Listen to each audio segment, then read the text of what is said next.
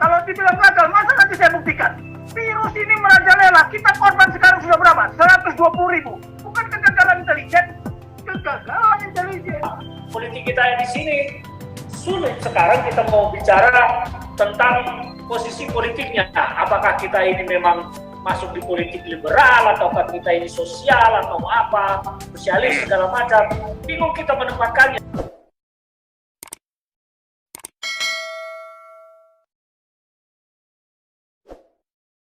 Pak Paul. Ya, Pak Jenderal. Ya, Pak Jenderal. Saya nggak sependapat dengan Pak Ferdinand bahwa Intel nggak gagal. Saya akan buktikan besok.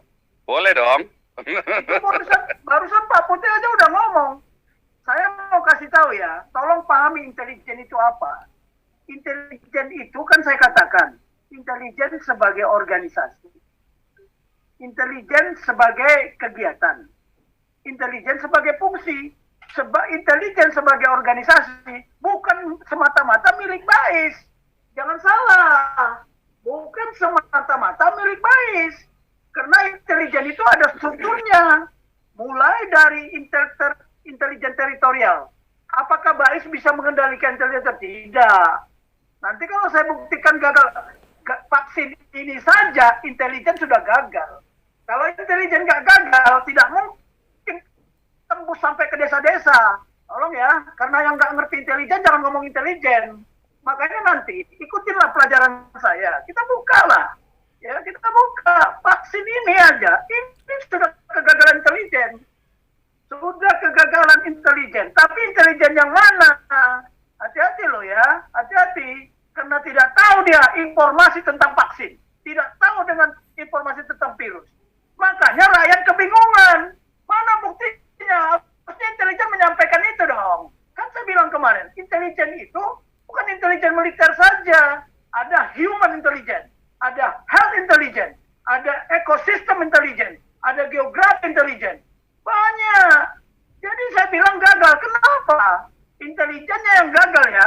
Kenapa? Sekarang, dia intelijen dari fungsi pengumpulan data, ya, kemudian pengamanan, penggalangan, penyelidikan. Itu fungsinya intelijen, kegiatannya. Mohon maaf. Kalau kegiatan intelijen itu biasanya ada individu-individu ya yang diberi kekuasaan, boleh membunuh. Apa mau saya tayangkan di sini? Boleh dong. Selasa Pak Jenderal. Itu rahasia, Petrus. Rahasia dong. Selasa Pak Jenderal tayangin. Nih. Jangan bicara karena saya tahu siapa Petrus itu yang jago-jago tembak. Dia tuh nggak pernah tapi dia bergerak individu. Ya, bergerak individu dan tidak tahu orang. Tidak ada yang tahu siapa dia. Ya, Pak Putih itu udah tahu itu. Kalau dibilang gagal, masa nanti saya buktikan? Virus ini merajalela. Kita korban sekarang sudah berapa? 120.000. Bukan kegagalan intelijen, kegagalan intelijen. Nanti besok saya bayangkan. Makanya kemarin kan saya tantang Pak Ponto. Tapi saya nggak mau menantang dia berhadapan, nggak mau. Percuma, nggak kelas saya dia, frekuensinya nggak sama. Terjadi distorsi, jujur aja. Tetapi besok, kalian yang akan mengambil keputusan, mana yang benar, mana yang tidak. Allah, itu goblok amat. Ngapain saya capek menghadapi orang yang kelasnya nggak sama, ilmunya nggak sama. Ya. Ya, itu Pak. Makanya, jangan bilang karena nggak paham tentang intelijen. Ya, orang berani bilang, nggak gagal. Kalau besok saya buktikan, gimana? Berani nggak mereka bertanggung jawab apa yang dia bikin? Mana orang intelijen itu harus ngomong. Menko Info itu sebagai apa? Sebagai corongnya intelijen harusnya. Sebagai corongnya intelijen, dia Menko Info. Informasi itu adalah harus disampaikan. Walaupun karena dia sipil, namanya informasi. PBB itu nggak ada, Dok. Nggak ada ketentuan pasukan kalau dia memberikan intelijen nggak? Dia bilang apa? Kita memberikan informasi. Dia nggak berani sebut intelijen karena intelijen itu bahaya. Hati-hati, banyak yang nggak ngerti kok. Itu tadi yang dibilang Pak Putih. Semua mau diundang-undangkan. Ada undang-undang ideologi, ada undang-undang intelijen. Semua. Ini undang-undang intelijen. Saya paling marah. Kemarin ada anggota DPR yang masa lalu itu saya bilang, terus dia datang ke rumah, Pak Tobing, kalau ada undang-undang intelijen saya kasih buku. Nih, Yang ada itu legal, dilihat dari perspektif anggota DPR. Nanti bukunya saya tayangkan di sini. Jadi hati-hatilah, anggota DPR itu juga harus ngerti intelijen. Ngerti nggak anggota DPR tentang intelijen? Nggak bisa dong. Kalau gitu bagaimana dia bisa mengontrol? Ingat ya, DPR itu ada fungsi pengawasan. Nggak jelas. Kita ini trias politika yang mana? Nggak jelas. Namanya aja, ada eksekutif, ada yudikatif, ada legislatif. Tapi sinkron lah mereka. Oh enggak, nanti saya gambarkan. Kalau bicara politik, ayo bicara politik. Ya. Kalau bicara intelijen, harus bicara intelijen. Kalau mau bicara doktrin, harus bicara doktrin. Makanya kemarin Pak Ponto lari kan begitu Tobing itu hanya tahu KBBI. Mana ngerti dia, KBBI begitu ditayangkan semuanya, baru bingung dia. Ditanya dia nggak tahu. Dia bilang saya nggak tahu hukum. Aduh, kecil. Oke, Pak Jenderal, kita itu hari Selasa kita mau bicara itu nanti ya, tentang intelijen. Saya mau menyiapkan bahannya dulu. Ya, siap. Saya mau menyiapkan bahannya dulu. Nanti tergantung kepada anak-anak Itu saya. yang tadi itu dibuka dikit, Pak Jenderal, supaya ada ininya. Tapi gitu. yang sangat rahasia saya nggak mau, karena nanti orang itu jadi korban. Tidak akan saya sampaikan di sini. Dan saya tidak mau dijebak. Saya tidak mau dibingkai. Ya, oke? Yuk. Ya, oke. Ini kita skenario belum selesai. sebentar, ini tadinya mau langsung ke Bang Ferdinand, tapi ini ada ibu wartawan nih. Ini ibu wartawan biar teriak dulu. Ibu wartawan masih di sini. Ibu bukan Najwa, silakan. Oke. Terima kasih ya. Ya, ini terakhir ya. Ini mudah-mudahan kalau keburu kita satu pertanyaan lagi, tapi kalau nggak keburu ini terakhir. Oke, silakan. Itu Ferdinand, saya ingin tanya ya. Tadi kan halo. Ya, lanjut. Saya mau tanya, bagaimana sebenarnya posisi NU dengan PKS? Ya NU itu mungkin PKB kali ya. Itu posisinya gimana sih? Apa mereka pura-pura berantem di depan kita atau sebenarnya mesra? Itu. Dan yang kedua, bisa nggak diberi gambaran sedikit? Saya soalnya pernah dalam satu acara itu ada Pak DK dan ternyata dayang-dayangnya banyak sekali. Orang-orang yang kelihatannya tidak sepaham dengan DK, tetapi ternyata mereka itu quote-unquote dayang-dayangnya DK semua. Gitu. Itu aja. Terima kasih. Ya, silakan Bang Ferdinand. Ya, terima kasih. Nah, kalau terkait dengan NU sama PKS, sepanjang yang saya tahu ya, saya juga sering diskusi dengan teman-teman NU, yang sepanjang yang saya tahu, kalau secara lembaga NU dengan PKS ini memang sudah seperti minyak dan air ya, beda mazhab yang saya tahu. Tapi apakah pemahaman saya salah, saya juga nggak begitu mengerti karena saya tidak mendalami ajaran dari kedua belah pihak. Tapi kalau diskusi-diskusi yang saya lakukan, tokoh-tokoh NU ini banyak yang tidak sependapat, yang istilahnya beda mazhab kali ya.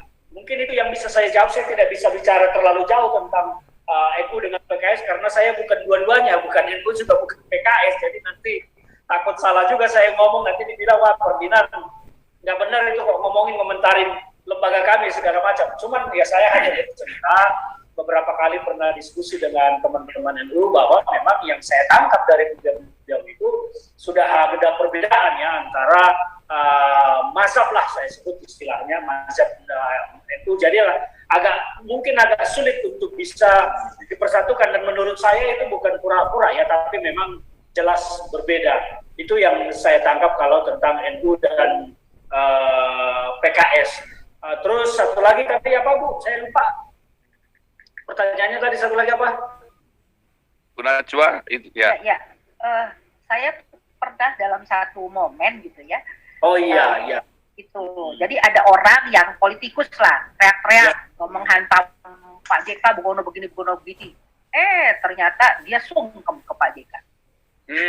Ya memang politik kita ini kan sangat dinamis, sangat cair ya. Banyak kalau kita lihat antar partai bisa berantem, tetapi orang-orangnya tidak berantem. Banyak juga di politisi kita ini, di publik, di depan publik harus memperjuangkan apa yang sudah diputuskan oleh partainya. Tetapi di balik itu, tokoh-tokohnya atau politisinya justru bersahabat baik, berteman baik, bahkan sejalan sebetulnya. Tetapi karena ada misi yang harus dijalankan secara kelembagaan, maka terlihatlah seperti itu. Jadi tidak heran ketika di depan publik ada perbedaan antar partai A dengan partai B pendapatnya terhadap satu case, tetapi secara personal dia sebetulnya tidak sejalan dengan suara partainya, tetapi harus dilakoni seperti itu. Nah, itu yang sering terjadi. Jadi kalau pernah melihat ada di luar pesannya menyerang Pak JK, tetapi pas ketemu salam, ya memang ya begitulah dinamika politik di dalam negeri kita ini. Semuanya sangat cair, sangat dinamis, tidak ada musuh yang abadi, semuanya adalah kepentingan yang abadi. Sepanjang politik itu kepentingannya bisa terakomodir dan bisa menguntungkan baginya, ya dia tidak akan pernah memusuhi itu. Itu yang terjadi di negara kita. Karena apa? Memang politik kita di sini sulit sekarang kita mau bicara tentang posisi politiknya. Apakah kita ini memang masuk di politik liberal, ataukah kita ini sosial, atau apa, sosialis, segala macam. Bingung kita menempatkannya. Semua kita adopsi. Yang penting bagaimana harapan, target, hasrat itu bisa tercapai. Mau liberal ayo, mau sosialis ayo, mau komunis ayo, mau apapun. Dilakukan semua, gado-gado, yang penting tujuannya bisa tercapai, yaitu kekuasaan. Itu yang terjadi sekarang di kita. Tidak ada lagi ideologi murni, bagaimana ideologi murninya contohnya Pancasila, Undang-Undang Dasar 45 bisa ini segala macam.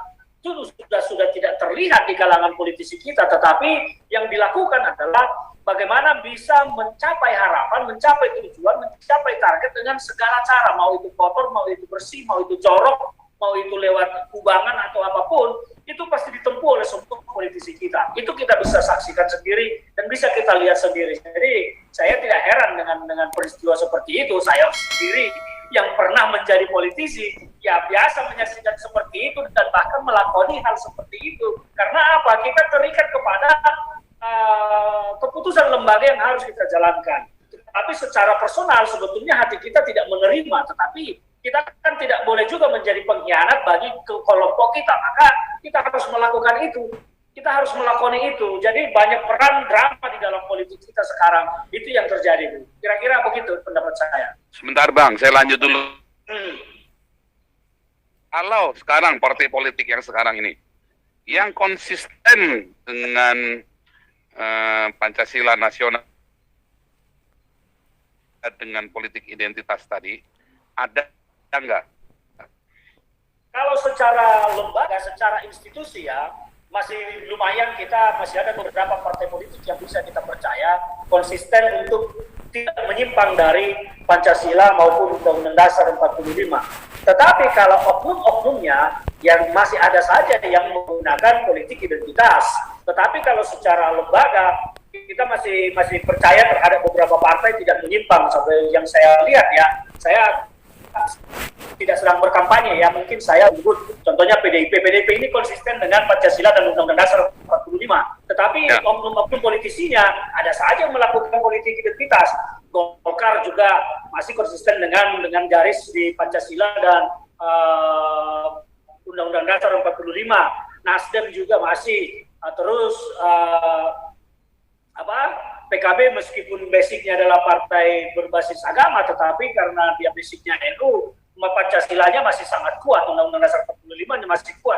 Tetapi kalau bicara oknum-oknumnya ya masih ada saja yang melakukan politik identitas karena sesuai kepentingannya di lapangan seperti apa. Ya itu yang terjadi sekarang. Tapi kalau secara konsisten lembaganya menolak politik identitas dan seluruh kadernya menolak, ya kita tidak akan menemukan itu. Tetapi kebijakan partai masih banyak yang tetap konsisten untuk mempertahankan Pancasila, tidak menggunakan politik identitas. Tetapi kalau personal-personal, oknum-oknum, ya itu banyak yang melakukan secara pribadi-pribadi di dalam langkah politiknya. Begitu Pak Paul. Bang, benarkah Partai Demokrat itu yang pertama kali memasukkan politik identitas itu ke sistem perpolitikan Indonesia kita, Bang? Kalau yang memasukkan, ini pengamatan saya ya.